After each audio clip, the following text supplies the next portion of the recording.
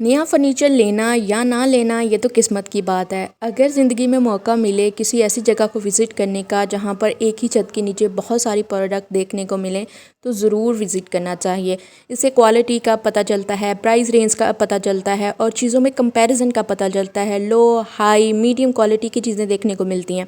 अस्सलाम वालेकुम, welcome back to my channel. आज की हमारी जो वीडियो है ये एक फ़र्नीचर एग्जीबिशन है जो कि बहावलपुर में लगी हुई है स्टिल 2021-22 3 दिन के लिए ये एग्जीबिशन है जहाँ पर 30 ब्रांड मिलके अपने प्रोडक्ट लेके आए हैं और बहुत सारी वैरायटी थी देखने को मिली और बहुत ही खूबसूरत किस्म का फ़र्नीचर देखने को मिला हमें। बहुत सारी चीज़ें थी। अगर आप लोग बहावलपुर में रहते हैं तो बिल्कुल एंट्री फ्री है यहाँ पर। आप लोग अगर यहाँ रहते हैं तो आप लोगों को ज़रूर यहाँ विज़िट करना चाहिए। अगर बच्चियों की शादी होने वाली है और बहुत अच्छी क्वालिटी का फ़र्नीचर देखना चाहते हैं या ख़रीदना चाहते हैं या प्राइस रेंज देख रहे हैं, एक्सप्लोर कर रहे हैं मार्केट में कि किस तरह की किस क्वालिटी की चीज़ें हैं या इधर से डिज़ाइन देख के आप लोग सेम बनवा सकते हैं ख़ुद भी, तो ये बहुत अच्छा मौका है। आप लोगों को ज़रूर विज़िट करना चाहिए।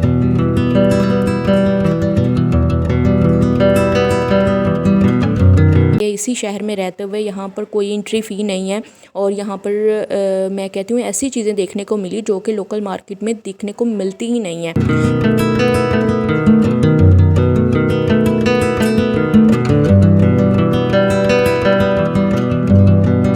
दूर से देखने से ही पता चल रहा था कि क्वालिटी कितनी हाई है चीज़ों की, फिनिशिंग इतनी अच्छी है। और प्राइस रेंज की अगर बात करें तो प्राइस मुझे कुछ ज़्यादा ही लगी इनकी। 1,95,000 से ही तकरीबन स्टार्टिंग थी इनकी बेड सेट की। अगर कोई ख़रीदना चाहे, इंटरेस्टेड है, तो मुझे लगता है थोड़ी बहुत बार्गेनिंग करके वो लोग अपनी पसंद का प्रोडक्ट ख़रीद सकते हैं। लेकिन जब चीज़ बहुत प्यारी मिल रही हो, दिल को छू भी जाए, तो फिर बंदा इतनी कीमत लगा ही लेता है, इतनी दे देता है। आप यहाँ पर देखें, बेड के अलावा सोफ़ा सेट बड़े प्यारे थे, डाइनिंग टेबल सेट थे, कॉफ़ी सेट थे और बहुत प्यारी प्यारी चीज़ें थी जो कि आजकल मार्केट में चल रही हैं। डिज़ाइन वगैरह भी यहाँ पर आप देखें। लेकिन अगर आप लोग कुछ ख़रीदना चाहते हैं और फिर अगर किसी एग्जीबिशन पे ख़रीद रहे हैं तो पहले आपको मार्केट रेट पता होने चाहिए। इधर उधर मार्केट में फिर के सब जगह रेट चेक कर लें और फिर ऐसी जगह पर आके पैसे लगाएं, क्योंकि यहाँ पर 50% ऑफ़ था, 30%, 40% ऑफ़ था।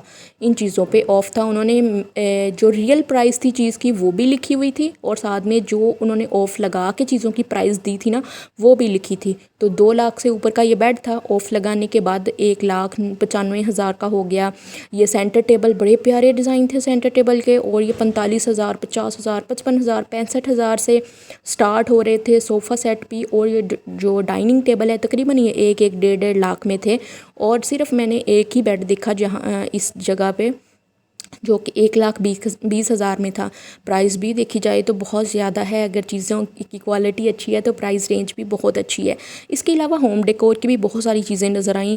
यहाँ पर ज्वेलरी भी थी और मैट थे, सिंधी कढ़ाई में बने हुए चीज़ें मिल रही थी, पेंटिंग मिल रही थी। यहाँ जो मैं आपको भी ये डाइनिंग टेबल दिखा रही हूँ, इसकी इतना शाइन कर रहा था, इतनी मुलायम ये लकड़ी थी।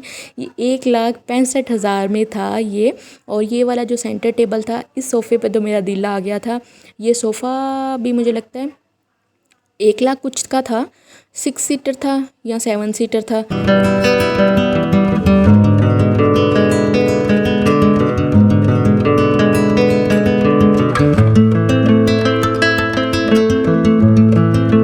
कुछ टाइम पहले हमने सोचा था कि हम लोग रूम का फर्नीचर चेंज करते हैं। इस सिलसिले में हम लोगों ने काफ़ी लोकल मार्केट भी विज़िट की।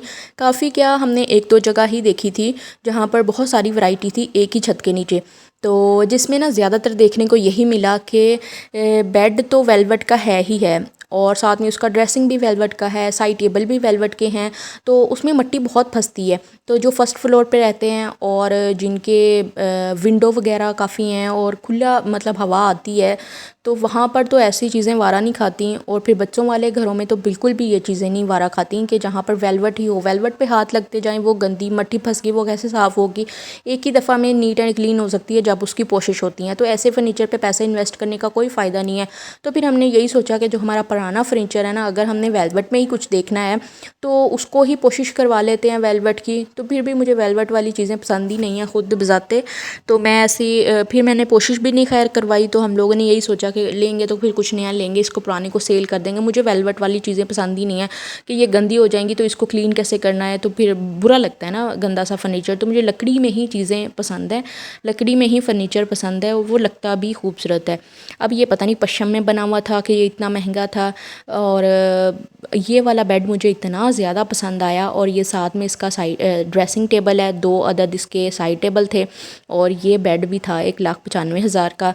इसके साथ उन्होंने मैचिंग का सोफ़ा करके रखा हुआ था, साथ में मैचिंग की चेयर्स पास में रखी हुई थी। ये इसका ड्रेसिंग है, ड्रेसिंग भी नो डाउट बहुत ही खूबसूरत लगा।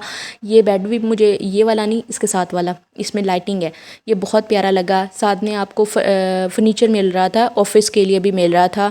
और या ये वाला बेड था जिसकी मैं बात करी थी, ये सिर्फ यहाँ पर 1,20,000 में था। बाकी कोई भी चीज़ सस्ती नहीं थी, बहुत महंगी थी। अब जो ये एरिया इन्होंने बुक किया है, ये भी कोई सस्ती जगह नहीं है जहाँ पर ये 3 दिन की एग्जीबिशन लगा के बैठे हैं। ये एरिया भी बहुत महंगा है। और फिर इस चीज़ के भी इन्होंने पैसे चार्ज करने थे, डेकोरेशन पीस भी थे। लेकिन हर चीज़ अगर एग्जीबिशन ही है और अगर आपने 30-40% का ऑफ़ लगा के बैठे हुए हैं तो थोड़ी लोअर रेंज रखनी चाहिए थी। चीज़ें अच्छी होती हैं लेकिन प्राइस भी उसकी कम होनी चाहिए थी। प्राइस भी काफ़ी हाई थी और पेंटिंग्स भी थी। आपको कोई फर्नीचर पसंद आता है या अपने घर के रिलेटेड, इंटीरियर के रिलेटेड आप लोग कोई भी पेंटिंग लेना चाहते हैं तो ले सकते हैं। प्राइस काफ़ी हाई थी तो लोग बार्गेनिंग कर रहे थे। एक सिंदरी ये जो थी ना, ये 29, 25, 30 इस तरह 30 हज़ार की, 15 हज़ार की थी। और फिर इसके अलावा शू रैक अच्छे थे। शू रखने के लिए छोटी छोटी अलमारियाँ बनी हुई थी, उनकी प्राइस 25,000 थी, 20,000 थी। वो अच्छी लग रही थी, क्वालिटी वाइज भी अच्छी थी। ये वाला ग्रे कलर का सोफ़ा, इसके ऊपर जो पोशिश थे वो बड़े प्यारे थे। ये सेंटर टेबल मुझे बहुत पसंद आया, ये भी 65,000 का था शायद। और ये वाला जो डाइनिंग टेबल है 1,65,000 का था। इस तरह से ना ये जो कमरे में 2 चेयर रखी होती हैं, साथ में सेंटर टेबल दिया हुआ होता है। तो इस तरह से उन्होंने पेयर्स बना बना के चीज़ों के रखे थे। जो भी बेड था उसके साथ मैचिंग का पूरा फर्नीचर पास पास रखा हुआ था कि अगर कोई भी लेना चाहे, जहाँ कोई जहेज़ के लिए पूरा सेट बनवाना चाहता है तो वो भी उनसे बात कर सकता है। लोग लगे हुए थे बार्गेनिंग करवाने में। खैर यही थी हमारी आज की वीडियो। उम्मीद है आप लोगों को अच्छी लगी होगी, कुछ ना कुछ तो सीखने को मिला होगा, मतलब या कुछ ना कुछ नॉलेज मिला होगा। अगर ऐसा ही हो तो प्लीज़ वीडियो को लाइक और शेयर कर दें। Thanks for watching. अल्लाह हाफिज़।